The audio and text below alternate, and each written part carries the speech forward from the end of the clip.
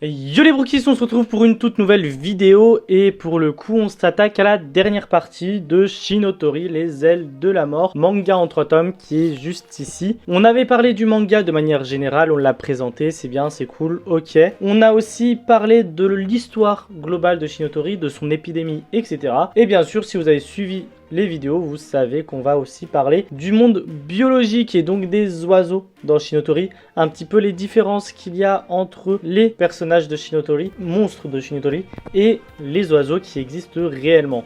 Donc on va un petit peu comparer ça, je sais pas un petit peu comment va se dérouler la vidéo, c'est une grande première pour moi, mais je pense qu'on y arrivera et qu'on se démerdera assez facilement.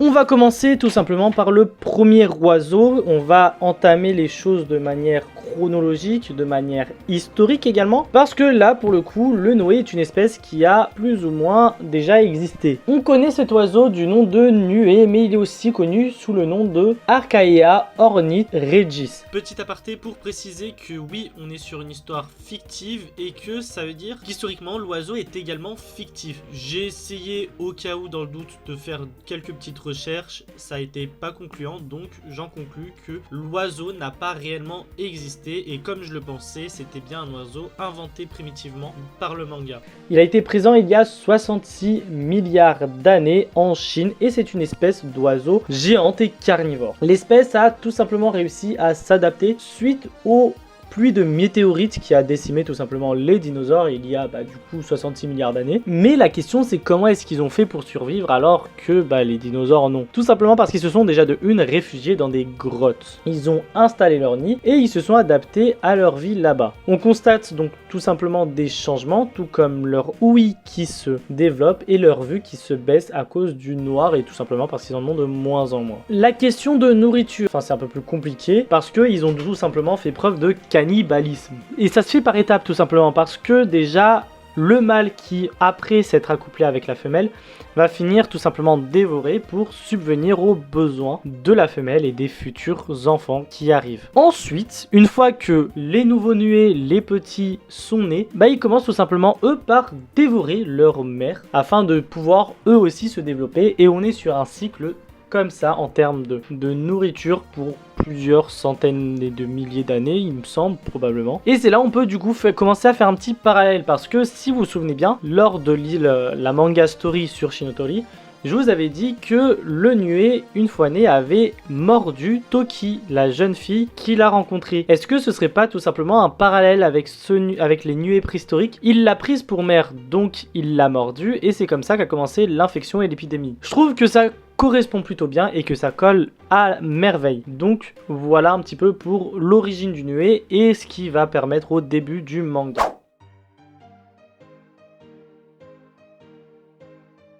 Bien sûr, on vient de parler du Nuée, du coup, on va parler tout simplement de Naki. Naki, la jeune sœur de Kuro, le protagoniste de cette histoire, qui a tout simplement fini par être infectée. Donc oui, à la base, c'est une humaine, c'est la première Karura, et c'est suite à la morsure, comme je l'ai dit précédemment, par le Nuée, qu'elle finit par devenir cette première Karura. Bien sûr, si elle avait juste des ailes et pouvait voler, ça aurait été sympa, mais ça ne suffit pas. Alors oui, elle peut voler, mais elle a aussi le pouvoir de gazouiller et de communiquer avec les oiseaux. Pendant le manga va être très intéressant, vous allez le voir si vous décidez de commencer à lire le manga.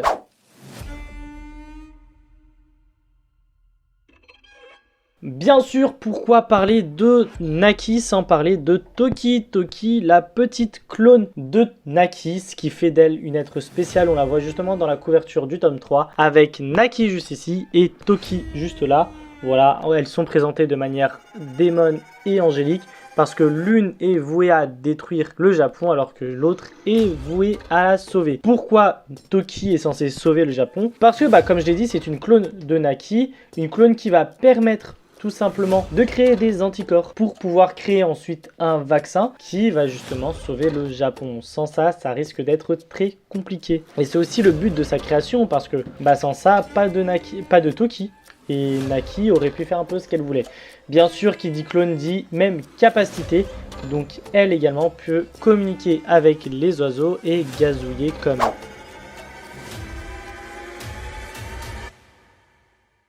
Bon, là, tout ce qu'on a vu, c'était tout simplement une introduction à l'œuvre de Shinotori. Mais là, on va s'attaquer au point le plus important de l'œuvre, au point culminant, parce que si vous ne comprenez pas ça, ça va être compliqué de comprendre la suite. Mais on va parler tout simplement des Karura. Les Karura qui sont dans le manga les espèces mi-hommes, mi-oiseaux infectés. Alors les Karura ont une origine par contre vraiment mythologique. Et en gros, les Karura proviennent d'une mythologie indienne, du bouddhisme indien, a pour origine l'Inde. C'est un mythe justement indien, il a été créé entre guillemets là-bas, enfin c'est de là qu'il provient, et il a été transporté, il a été déplacé jusqu'au Japon, dans le bouddhisme japonais, et on a tout un tas de trucs. Le nom officiel des Karura, c'est tout simplement le Garuda. Je crois qu'on en entend parler de temps en temps dans certains mangas animes, mais là j'ai pas de manga ni d'anime actuellement en tête, mais c'est un nom que j'ai déjà entendu parler peut-être une ou deux fois, voire peut-être un peu plus, mais voilà. Donc le Garuda qui signifie justement dans l'hindouisme oiseau gigantesque.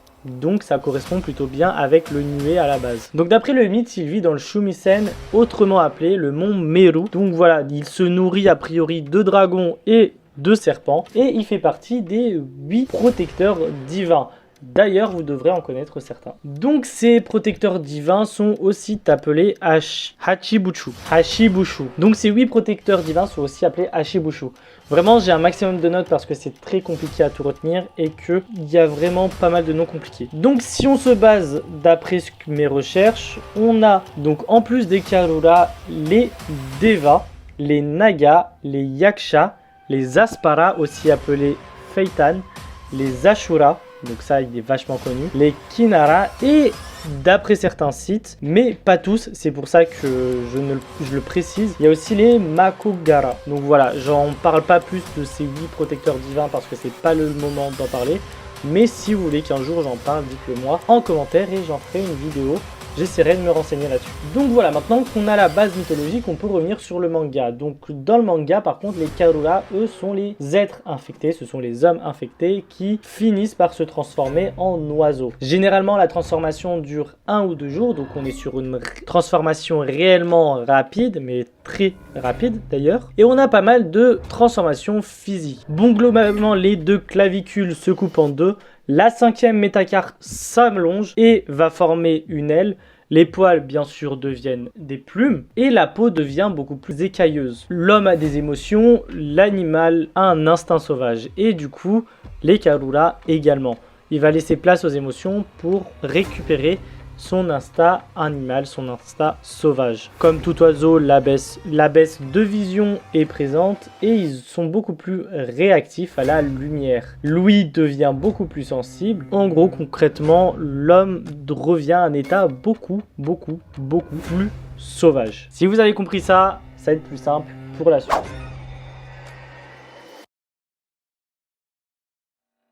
On passe du coup à la première espèce de Karura qui apparaît dans le manga et ce sont tout simplement les pigrièches. Donc les pigrièches sont à la base des petits oiseaux solitaires, ils se déplacent seuls, tu vois, ils sont pas en meute, il n'y a pas de concentration de pigrièches ensemble et ils utilisent des lardoirs. Alors qu'est-ce que c'est? Ce sont tout simplement ce qui leur permettent d'empaler et de garde-manger. Donc en gros ce sont des branches d'arbres justement et ils vont empaler donc tout ce qui est grenouille, tout ce qui est insectes pour pouvoir s'en nourrir plus tard. Alors dans le manga, les pigrièches ne sont pas seuls, ce ne sont pas des êtres solitaires, mais ce sont des enfants, des écoliers qui sont dû être infectés lors d'une sortie scolaire parce qu'on les reconnaît justement avec leur uniforme, on voit leur casque, on voit leur chemise. Enfin voilà, ce sont des trucs qu'on reconnaît assez facilement. Et du coup, ils partent du même principe que les pigrièches, donc ils ont des lardoirs, etc. Sauf qu'au lieu que ce soit des grenouilles, des insectes, ce sont tout simplement des humains. Voilà. Mais un peu triste quand même pour ces enfants. Et d'ailleurs, ce ne sont pas les seuls, parce que les prochains aussi sont assez compliqués.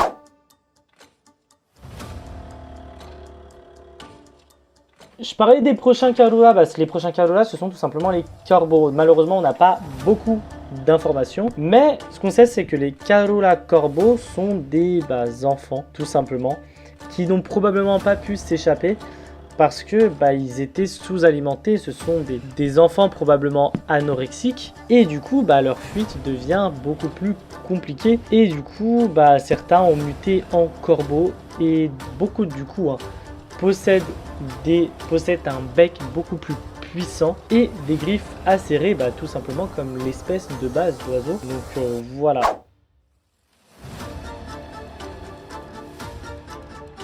Prochaine espèce. Alors la prochaine espèce est une espèce tout simplement inventée à mon avis pour le manga. Et c'est tout simplement la vieille oiselle. En gros, ça porte plus ou moins bien son nom parce que bah, la vieille oiselle est un Karura d'une mamie tout simplement qui bah, s'est transformée en oiseau, en Karura. On n'a pas d'infos sur sa contamination, on n'a pas d'infos sur quelle espèce c'est. On l'a juste rencontré, on a l'impression que c'est une espèce un petit peu à part. Donc voilà, pas plus d'infos là-dessus sur ça. Et sa transformation s'est déroulée lors du refuge, bah parce que tout simplement ils ont croisé un refuge dont tout un gymnase a été consacré au Karura. Mais bref, ça c'est dans le manga, je vous laisserai lire pour découvrir le pourquoi du comment et ce qui va se passer ensuite. Et sa mutation est assez compliquée parce que du coup, elle se décompose face à la chaleur par exemple. Elle a du mal à voler, donc pour une espèce d'oiseau, c'est assez compliqué et on est loin des espèces qui sont naturellement sur Terre. Et bah même pour se nourrir, elle a du mal parce que mastiquer, c'est pas quelque chose dont elle peut faire assez facilement. Concrètement, c'est clairement une espèce à part, je ne vois pas d'autre chose à dire là-dessus. Après, on a certaines espèces qui sont à part. On a parlé tout à l'heure de Naki, Toki, et il y en a un autre qui arrive plus tard. Mais c'est pas la seule. Dommage, j'aurais bien aimé avoir plus d'infos, mais aujourd'hui, je n'en ai pas plus.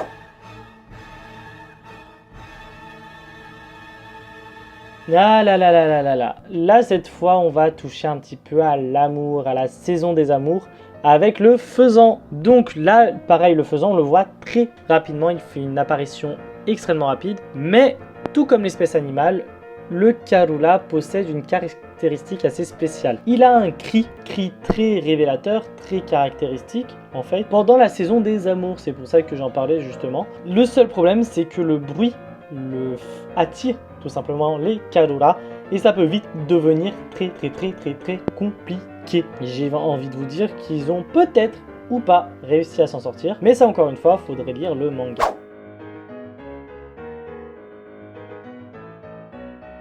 On avance dans le manga et on va tomber sur un pivert. Le pivert, lui, est un sacré morceau dans le manga. Encore une fois, allez lire le manga, je vous le répéterai à chaque fois, mais c'est pas grave parce qu'il est assez spécial ce pivert. Mais on va se concentrer déjà sur ce qu'on sait du pivert, déjà de base. Pour faire simple, vous voyez Woody Woodpecker, bah basez-vous sur lui parce que c'est un pivert et que ça c'est la même espèce en fait. C'est-à-dire que c'était similaire, mais c'est clairement le même animal, le même oiseau. Et en gros, il est connu en fait le pivert et Woody Woodpecker pour les trous qu'il fait dans les troncs d'arbres. Et il peut y aller jusqu'à 20 coups de bec par seconde. Donc ouais, on peut dire que son bec est assez puissant et que son crâne aussi, parce que sinon ce serait assez compliqué. Et justement, pour que son crâne puisse tenir, il a un système tout simplement de ceinture de sécurité dans une voiture, dans le sens où on va avoir la langue du pivert qui va protéger son crâne comme une ceinture de sécurité. En déjà commençant par le dessus, sa langue va sortir dessus, faisant le tour du crâne pour revenir en dessous de son bec et ensuite protéger un maximum son crâne de tous ses coups de bec. Le Karura bien sûr se base là-dessus, sauf qu'il a un penchant en plus très spécial. Il kiffe les yeux, dans le sens où dès qu'il va voir un œil ou dès qu'il va trouver un humain, le premier truc qu'il va faire c'est lui arracher son œil. Assez glauque comme caractéristique, mais très présent quand même.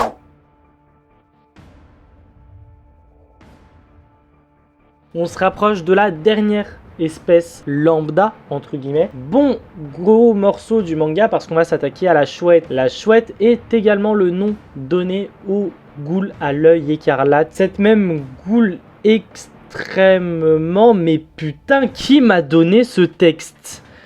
Bon, rectification, la chouette est un animal de nuit et vit en meute. Il possède donc certaines caractéristiques là-dessus, dont notamment ses ailes qui ne font absolument pas de bruit. Donc il peut s'approcher et faire pas mal de dégâts parce que tout simplement tu ne l'entendras pas. D'ailleurs, pourquoi est-ce qu'ils ne font pas de bruit? Bah on peut aller voir au bout de ses ailes, qui sont tout simplement, qui n'ont aucune résistance à l'air.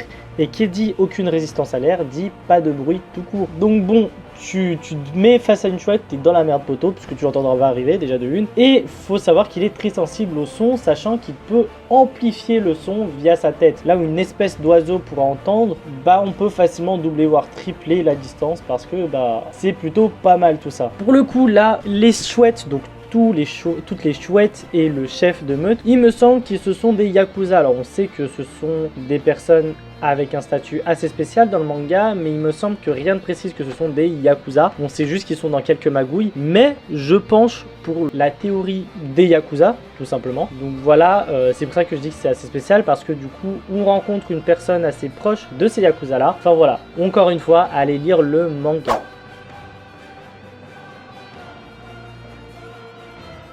Et c'est ainsi qu'on arrive sur la fin, sur le personnage le plus important, qui est tout simplement Kuro, le protagoniste de cette œuvre. Or lui aussi ne se base sur aucune espèce, un petit peu comme Naki ou Toki. Ouais, c'est ça, j'avais un doute pendant 30 secondes, mais bref. Et il est assez spécial parce que c'est le seul qui est à la fois humain et à la fois Karura. Je m'explique. On sait qu'il a reçu le virus qu'il a infecté, mais vu qu'il a pu ingurgiter les anticorps directement du sang de Toki, bah ça fait que sa transformation en Karura a été retardée et il a pu garder son apparence humaine et ses capacités humaines et tout ce qu'il a d'humain au final. Mais ça reste tout de même un Karura parce que une fois que les anticorps ont fait effet, bah au bout de 3 jours il me semble, il commence à nouveau sa transformation en Karura. Donc c'est vraiment une solution temporaire avant la fabrication du vaccin qui là va leur permettre de totalement rester eux-mêmes.